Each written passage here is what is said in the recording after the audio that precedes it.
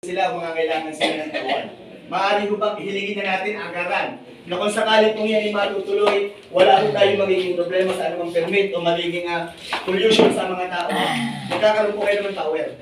Pwede po ba kasama ko sa ating memorandum na 80% o 70% na magiging manpower po ninyo magagaling po dito sa atin? Pwede po yan. Ganoon naman po talaga ginagawa natin na yung tawagin natin local hire. Ako yun, tawagin natin local hire. Lalo na po sa, siyempre, kung halimbawa pong lahat po ay magiging maayos, aprobado na lahat, at siyempre sisimulan na namin ang aming pagtatayo, siyempre sa pagbabakod pa lang, pagkagawa ng building, mga kailangan na talaga na medyo marami-raming manpower. Talaga pong kukuha kami ng taga-barangay. First priority po talaga, taga-barangay Matikyo. Siyempre, kukuha po tayo dyan. Gusto mo kami sa language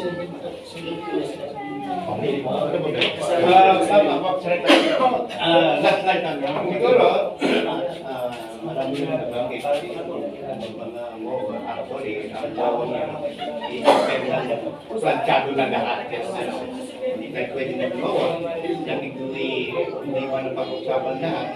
Ang lahat ang kasiguraduhan na ekonomiya, na kalusugan, na pagkiligan, environment. Nagtataka lang ako. Ngayon, ganito na lang.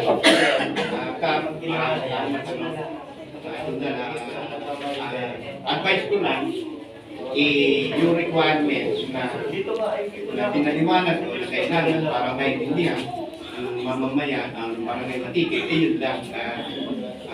Hindi pa man tapos, i-activate ko kayo, papaalam na ako sa barangay. Hindi ako tumututo sa iyo, napakalaki yung ano mo yan para po naman sa Ako hindi ko tumututo sa Okay. Salamat po. Makaunan pa kayo ibang katanungan o na pwede na kasagot. Sige po. Isang mamarayan po yung ano po, ilang porsyento po ibibigay po sa amin na siguro nakasiguraduhan po na magiging malusog po ang ating pipisa sa mga. Sige, wala. Yan, syempre ayaw ko sabihin na 100% tayo walang magiging problema sa ating kalusugan. Una-una sa lahat, kami ho ay magtatayo ng negosyo, ayaw rin namin ng negosyong nakaka-apelya o nakaka-ano naman ng tao. Pangalawa ho, wala ho tayong dapat ikatakot. Kaya alam naman natin, mas mahina ang katawan ng manok kaysa sa tao. Sa totoo lang ho, sa tubig na lang po, yung tubig po na kailangan namin ipainom dun sa manok, kailangan ho ma-filter ng 2 beses.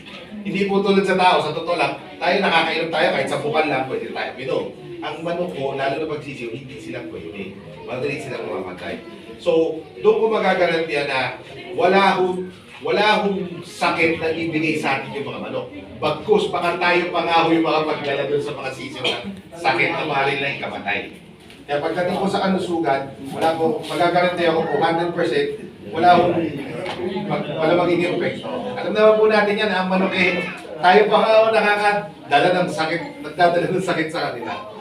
Isa pa ko siguro gusto lang na mahihiyain lang at kumit sa tanaman. Siguro naman napasyalan yun ako magmula dito sa atin sa baba, papunta po doon sa area. Yes, sa po kayo natin.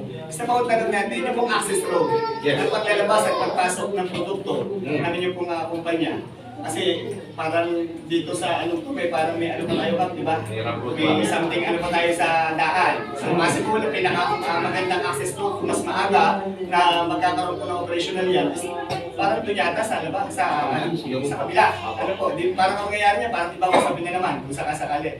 Kasi yung access naman ho ng produkto, pag labas-pasok naman ho kahit po yung materialis niyo, syempre mag-ooperate kayo ng building. Yung access. So, yun lang naman, syempre, isa ho dyan is yung syempre ang gusto lang natin mangyari. Wala naman hong amoy pagdating sa pagkuha. Siyempre yung paglabas lang naman. Yun lang naman yung siguro yun, siguro tingin naman muna na mas malinis naman kung may lalabas ang produkto. Hindi ho din naman makaka-apekto. Wala, hindi ho makaka-apekto. Kasi oras ho na, kumbaga, ang sinasabi yung produkto yung manok. Yes po. Wala ho problema. Hindi ko nakita nyo naman, sa totoo lang ho, kaya mapansin nyo, bumabiyahe yung mga truck na humahakot ng manok, madalas bumabiyahe sila gabi. Kasi ganun ho, kumbaga, mas mahina pa sila sa sanggol Pag ang mga manok ay tumagal sa truck, nainitan, namamatay sila kagad. Kaya kadalasan, binabiyahe talaga sila, nilalabas sila gabi para malamig, at para walang traffic. Kasi sa totoo lang, base doon sa mga nakakalap namin informasyon, doon sa mga nag-holding, pag halimbawa naglabas sila, kunyari ng 100 manok, pagdating mo sa dressing stand, 2-3 patay na, gawa ng biyahe. Kaya ako, nakita ko na wala tayong maging problema kasi gagawin mo namin na mabilis, dapat pare, hindi nakakantala na kung ano man yung traffic sa umaga, sa pasukan. Gagawin ko yan maayos. Parang ng mga bubuyo. May drainage po ba? Meron po naman siyempre, requirement po yun, magkakaroon pa ng training. Ibig ko sabihin po, kung doon sa area nyo or continuous flow. Nasa area nga nila. Nasa Ang area mangyari nila. po niyan, magkakaroon po ng ano yung requirement po, doon chinek po namin, requirement po ng DNR na magkaroon kami ng water treatment plant. Ng water treatment. So lahat ng, kahit yung tubig ulan, yung mga may ipon na tubig sa luto sa aming property, yan idadaan muna sa treatment bago siya pawalan talaga sa labas. Requirement din po yan ng DNR. Para yung tubig na lalabas, siguradong safe na at walang amoy, walang Kasi usually po sa matikim ay puro artisan way po ilalak po yung video na galing sa Manila. So yun po ang aking fear. Yes. Na baka yung mga tao po sa artisan Yan po, requirement po yan sa amin na magkaroon ng water treatment. Thank you po. Yan, tanong ko lang, yung water treatment plant nyo, so yan nilagyan ng chlorine, ng chemical, sinirculate, treatment, so dinispose yung tubig. Yung sludge sa natin tatapos. Yung sludge po na yun, malaki po yan malalim eh. Usually through time yung sludge na yun, bumababa po yun. And then, occasionally, pag tumataas na siya, hinahakot po yun. Tapos yung po ay ginagamit sa ibang mga landfill. Sa mga landfill po yun. So, i-release pa rin talaga. Aalisin pa rin. Pag yung, pag alisin din siya. Alisin din siya. Ibig sabihin sir, parang yung sa Parang sa ano, kasi bago naman yan yun, bago alisin yun, i-test mo yun eh. I-test mo na yung lupa. Kung yung lupa naman healthy, walang okay lang siya, iaahon at gawing ordinaryong lupa doon. Pero pag halimbawa siya may konting tinis siya at hindi siya pumasa sa ordinaryong lupa, sa landfill siya talaga, i-out siya sa landfill. Yan po yun. ilang po na ang wala si Usually naman ang katulad yung sinabi ni Kuya, nilalagyan ng chlorine. Yung chlorine, sa totoo lang, alam naman natin ang chlorine yung ginagawa dito ng tubig. Chlorine talagang Chlorine talaga ang ginagamit dito. Oo, may chlorine yan. Pero maliit lang na percentage na hindi na harmful sa tao. Kahit naman yung sa Metro Manila, ang tubig ko lang dyan treated ng chlorine. Tato. Basta naman yung tinreat ng tamang amount, hindi siya Ang labas niya wala na kang Yes.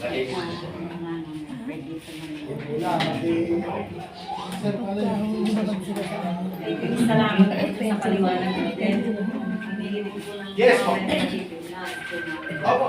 Bali, kukumpletuhin lang po namin. Tapos oras sa pakumpleto namin, magsasabi po ulit kami kay Kasol, panina po tayo, magkikita-kita ulit. Hindi naman, magiging trabaho naman ng isang gurian dyan yung siyempre, unang-una, alalayan, tignan, yung siyempre yung seguridad na nakakarami. Sa pamalay nyo, yung mga anak tayo nag-aaral. Operational, maganda naman ang tinatakbo ng kumpanya nila. Mali natin, may hiling natin sa kanila o sa kumpanya nila na ito, baka pwede iskolar natin si ganito, iskolar natin si ganyan. Di ba, po na meron tayong pakinabang bahagya sa kanila. Yung ibibigay ng bilas para sa akin. O, di ba? Hindi, pwede naman siguro mangyari kung sakali. Ano na yung punta naman doon, nabanggit nyo na yan. Kami po ay taga-Makatad. Nandun po yung aming negosyo na hindi po poultry. Kami po yung langisan doon. Ayun, kung hindi nyo naman sa kung mapagtatanong nyo doon, talagang ganito rin naman ang pinagdaanan ko nung tinayo ko yung 12 years ago, nung tinayo ko yung oil mill doon, ganito rin yung pinagdaanan ko rin parang kayo din. Naiintindihan ko talaga na maraming concern ng mga tao. Okay. Katulad ng sinabi ko doon, ang plano naman namin, katulad na sinabi ko po doon, sasabihin ko rin sa inyo dito, ang plano namin itayo dito ay negosyo na magiging matiwasay ang samahan sa mga kabarangay. And also talaga, kahit sino naman pag naging okay ang aming negosyo, talaga kahit hindi ko na sabihin, tumutulong kami sa barangay. Makinabang ang buong barangay. Kahit kung ano ba magagawin kayo sa mga tan, pwede nyo naman pagtanong.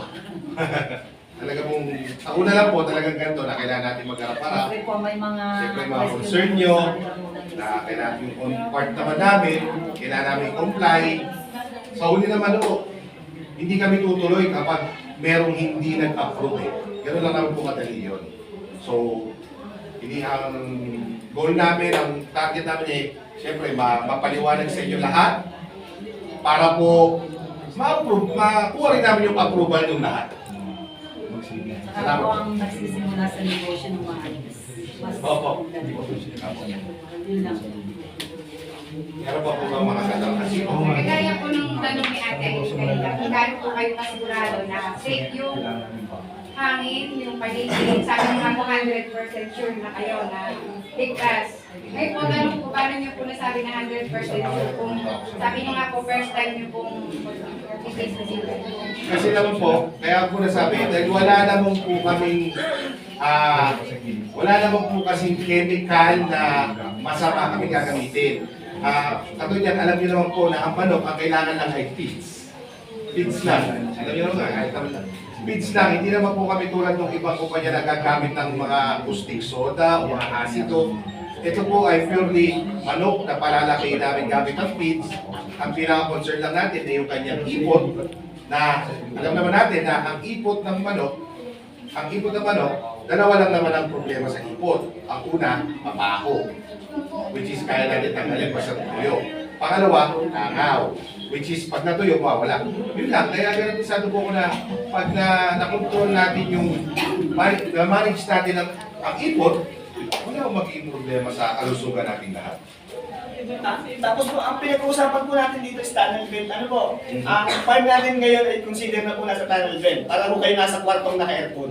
Parang ganon. Control po siya. Oo, wala siyang sabihin yung hindi kagaya mo na nag-alaga tayo ng baboy ng open. Hindi yun. Yun, hindi mo nakakatakas yung maaaring may lumalabas, pero hindi yung ganon ka ano. Sa susunod na pura, papakita po namin kung anong itsura ng talent para magka-idea po. Nasa matutubay ka ba naman? Ayan na, bisa ko. Sa pa po, at saka syempre po, before tayo mag-focus na project, meron kayong seminar. Enough na seminar para sa pagkakaroon. Para po dapat Parang kung sabihin po, may seminar kayo na kaalaman. Enough na kaalaman para sa kalusugan ng tao. Plus, nasabi nyo kanina, 100%. yes. Opo. Meron po, magkakaroon po tayo. Sige, paano mga katanungan pa kayo? Nakataon nyo po yan, para at least pagbalik nila, kung ano man, dala ko na, dala ko nila lahat. Kung burn out ng isang linggo, di wala ko kayong ano eh. May sarili yun sila. Kasi ano kayo makikita. Wala na ba mga Sa totoo lang po. wala na ba? Sabi ko sa inyo, ang manok, mas mahina. Tayo mga tao, wala tayo kuryente ng isang araw, buhay na tayo. Ang manok po, 15 minutos lang mawala ng hangin ng kuryente, patay na. Pag namatay ko sila, ilugin na ho tayo. Patay na tayo. Isa pa hanap buhay yung kasiyahan, lalo na nakaibasyon. Walang pagkakaiba sa bahay namin naka-stack na kami sa kanya. Pag nag-brown out, gagawin mo ng paraan.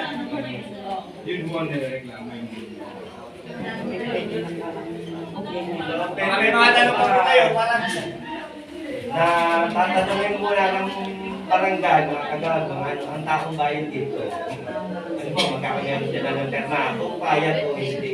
Kung majority ang payat, kung majority ang hindi. papasok po muna na sa bilis sa mga. Kaya po tayo na gagawa ng kagaya mo ito, public hearing. Ito na po yun. So, ibig sabihin, hindi naman po porque yung lahat ng mamamayan natin sa Matigyo ay hindi mo nakapunta rito. Hindi mo naman natin maaamin na makakarating din naman sa kanila yan. Kumbaga, parang tayo dito ay representative ng bawat isa na taga sa atin. Kaya nga kung pinipilit natin may ayos, yung kung kalalagayan ng magiging project nila, parang sa ngayon, sa pagpayag natin, wala ko tayo magiging agaya. Yun naman kaya nga ho tayo may public hearing. Kasi hindi ko nasa sanggunian lang ang decision niya. Maaari ho na nagdaan ko sa amin, nagawa ng objection, memorandum of agreement, pero nasa tao pa rin po yan kung anong magiging system. Nasa taong bayan po yan. Kasi tulad po sa ibang bayan, may nangyari po yan. So ang langaw, may pakpak po yan, lumilipad. Pag ang bakterya doon po dito, lumipad sa isang bakterya, nakain tao. Tama, ito po yun. Ang langaw po, kaya pag-isipan natin kung papayag kayo o hindi. Ang sakripisyo, pag naitayo na po yan, ang sakripisyo, hindi na natin makaya kaya ano yan. Pag-isipan niyo po mabuti. Yun lang po ang sa ang langaw ay may pakpak doon. Yung manok natin, yung langaw, yung langaw. Langaw. Kasi hindi yung explanation yung langaw eh. Tayo nga, kumakain ng malinis, di ba? Nagigigat tayo. Gawin natin, hindi na pumunta. Hindi dadayo yan. Yung dadayo, maglalaki ng langaw, maglalaki buhay, dadayo sa ating produkto. Pag naandyan na po yan, wala na. Paano yung mga